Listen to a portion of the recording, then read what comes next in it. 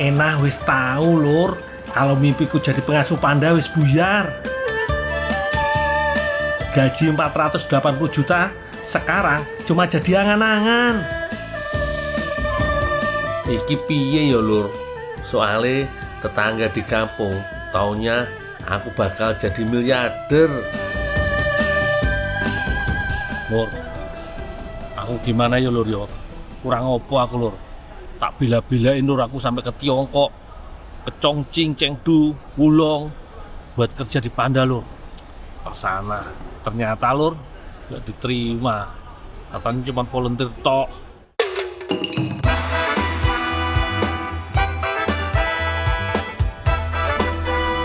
Kalau aku pulang dengan tangan kosong, mau ditaruh mana muka gantengku iki? Akhirnya aku memutuskan buat lanjut ke Hong Kong. Soalnya banyak yang bilang Hong Kong punya komunitas besar para pekerja Indonesia. Siapa tahu di sana ada peluang bagus dapat banyak cuan. Untuk mempersingkat waktu, aku mabur naik pesawat menuju Hong Kong. Doain perjalananku lancar ya lur.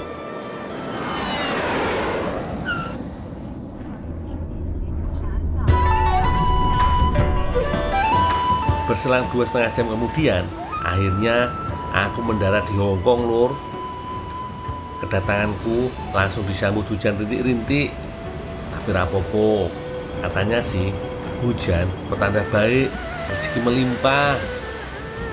Semoga di sini rezekiku malah berkali-kali lipat ya lur. Lur, aku udah sampai Hong Kong nih lur. Di sini lebih ramai dari Tiongkok daratan lur. Jadi di sini juga sama, tapi di sini lebih padat dan jalanan juga lebih padat lebih ramai. Ini ada trennya, lalu lalang, kendaraan-kendaraan juga padat. Tapi klasik lur, Hong Kong ini lur. Banyak ya lur ya. Aku bisa dapat kerja di Hong Kong, aku bisa ngumpulin cuan lur. Langsung kerasa yo beda suasana Hong Kong sama di Tiongkok kemarin. Hong Kong lebih padat dengan gedung-gedung yang tinggi.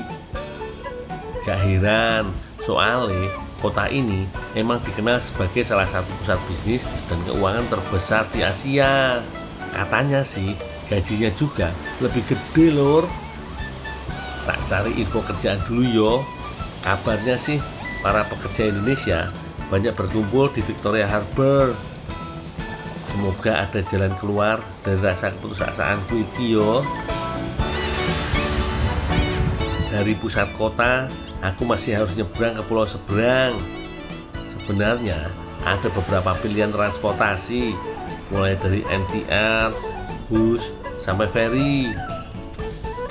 Tapi kali ini aku pilih naik ferry aja. Tiketnya murah lur, cuma sekitar $5 Hong Kong atau kira-kira 11 ribuan rupiah aja.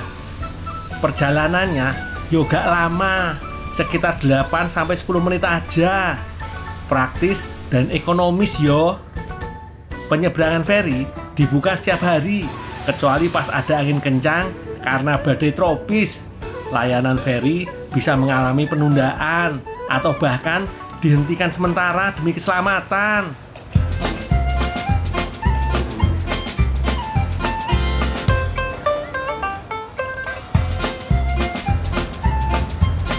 Sesampainya di Victoria Harbour, aku gak menemukan wajah-wajah orang Indonesia. Malah ketemunya sama cap tangan artis terkenal gini lor.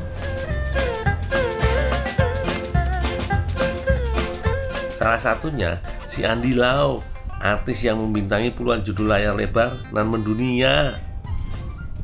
Kalau di Indonesia kan pejabat-pejabat, artis-artis dia tanda tangan di batu, di monumenkan atau diawetkan. Kalau ini the real of tanda tangan loh.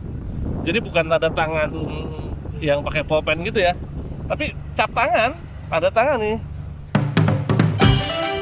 Cap tangan iki dibuat untuk memberikan penghormatan kepada para tokoh dan bintang legendaris yang membesarkan industri perfilman Hong Kong. Kamera, roll, cut. Ekspresinya mana? Jangan terlalu dominan toh. Lebih ekspresif. Natural. Lighting. Lor, nih aku lagi syuting-syutingan, Lor. Lor, industri film di sini udah berkembang pesat sejak tahun 1950-an. Bahkan kotanya sering dijadikan lokasi syuting film, aksi maupun drama. Pantes aja yo, baru lihat kotanya langsung berasa kayak lagi masuk ke dalam film. Jangan dimai, naikin. Kaku amat sih. Jangan bengong, naikin cahaya nih. Kurang terang. Besok ganti loh. Kamu ganti bokam, apa kamu minta ganti? Kalau kamu minta ganti nih. Wis kebanyakan bercanda, aku jadi lupa sama tujuan utamaku. Karena gak ketemu sama orang Indonesia, aku pindah ke daerah Causeway Bay. Kabarnya orang Indonesia lebih gampang ditemui di sana. Biar hemat, aku lanjut naik tram atau yang banyak menyebutnya ding-ding. Julukan ini berasal dari bunyi bel tram yang berbunyi ding-ding setiap kali masinis memberi tanda saat melaju di jalan. Uniknya, meskipun wis ada kereta bawah tanah yang modern, tram ini masih dipertahankan sebagai moda transportasi legendaris karena wis beroperasi sejak tahun 1904. Selain jadi alat transportasi murah, ding-ding juga wis jadi salah satu ikon bersejarahnya Hong Kong.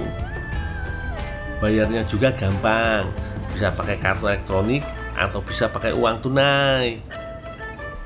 Tujuannya supaya semua orang, termasuk lansia yang belum terbiasa memakai kartu elektronik, tetap bisa naik transportasi dengan mudah. Sebelah mana yo yang banyak orang Indonesianya? Wis, tak tanya-tanya dulu yo. No, I want to work, you know information. Udah. Walah Bi, belum sempet nanya udah dicuekin.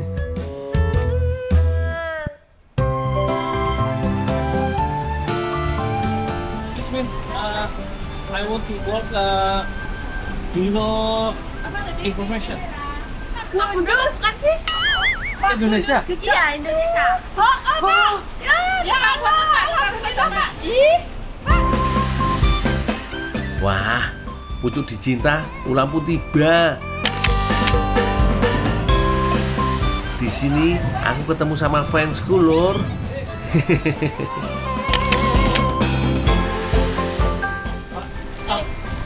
Beli informasi lah. Bilang. Ada. Besok sampean iso dateng ning Victoria Park. Victoria Park? Itu oke, perkumpulan para Indonesia. Para Mbak TKW. Hari apa? Besok minggu biasanya mereka hiburin. Oh, Ada kumpul sana. Iya. Wah, kita ketemu dulur-dulur Indonesia kafe lagi. Wah, kalau gitu pasti banyak informasi yang bisa aku dapat. Siapa tahu rezekiku emang nunggu di sana.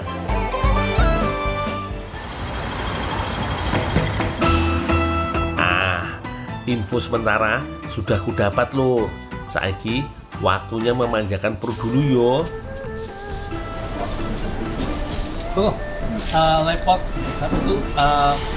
Beef egg telur sapinya. Tempat makan yang ada di Kowloon ini cukup viral dengan menu claypot rice-nya. Yang bikin spesial, tiap satu porsi nasi dimasak satu persatu menggunakan mangkuk tanah liat atau claypot. Nasinya dimasak perlahan sampai bagian bawahnya bisa membentuk kerak yang renyah. Di atasnya tinggal dipilih lauk sesuai selera. Mulai dari ayam berbumbu, daging sapi, aneka sosis khas Hongkong, ikan, sampai seafood seperti gurita. Akhirnya pesananku datang, Lur. masih disajikan lengkap dengan klepotnya. Jadi panasnya bisa bertahan lebih lama. Begitu sampai di depan meja, nasi dan lauknya harus langsung diaduk. Soalnya bagian bawah panci masih sangat panas. Kalau didiamkan terlalu lama, keraknya bisa makin gosong.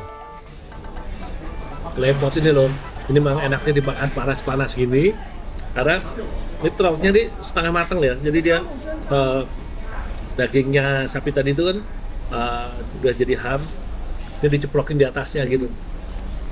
Jadi dia matang, bawahnya matang, atasnya masih setengah matang tuh, enak banget nih, gurihnya terasa banget.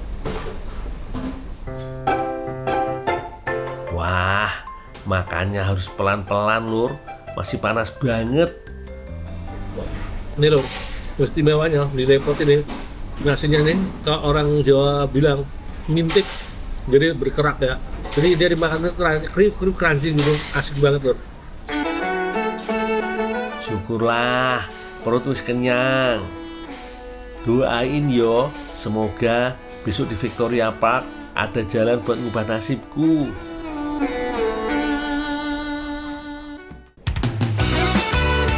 Lor, habis nyobain claypot rice khas Hong Kong, aku jadi ingat satu pengalaman yang gak kalah seru. Waktu itu, aku pernah ikut bikin inovasi ronde pelangi isi bakpao. Habis iklan, kita nostalgia bareng ya lor.